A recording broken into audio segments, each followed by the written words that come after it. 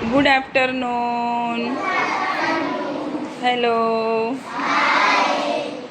ચાલો આપણે આની પહેલાં કઈ વાર્તા બેટા સમજ્યા?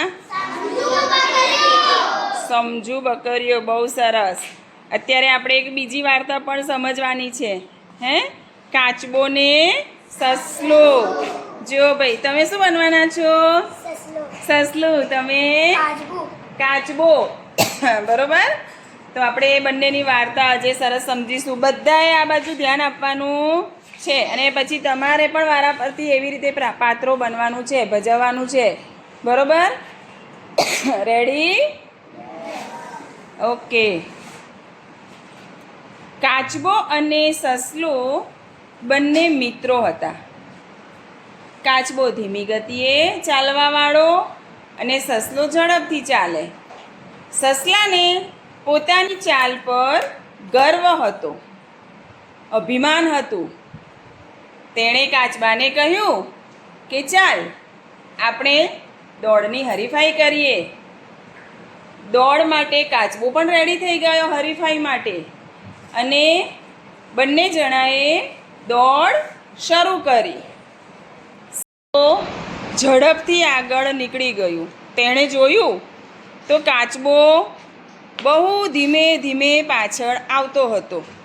સસલાએ વિચાર્યું કે આમ પણ હું જ વહેલો આવવાનો છું, આગળ આવવાનો છું, તો લાવને થોડીક વાર આરામ કરી લઉં. એમ વિચારીને સસલું સૂઈ ગયું.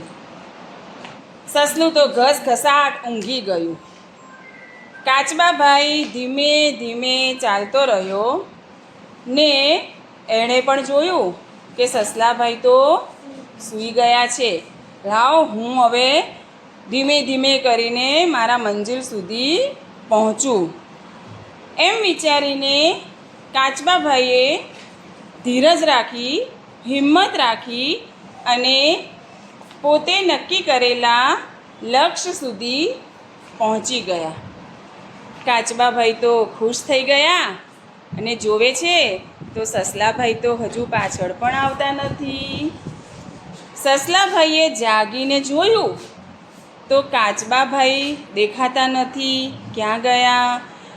એમણે નક્કી કરેલા લક્ષ્ય તરફ જોયું તો કાચબાભાઈ તો ટેકરી પર બેઠા બેઠા હસતા હતા, નાચતા હતા અને વિજયની એટલે કે વિજેતાની ખુશી મનાઈ રહ્યા હતા. કહેવાનો અર્થ એ જ છે કે ધીમે ધીમે અને સતત પ્રયત્નથી ચોક્કસ જીત મળે જ છે. મજા આવી? સસલાભાઈ તમે તો હારી ગયા. મજા આવી ને વાર્તામાં? ઓકે, ક્લેપ કરો.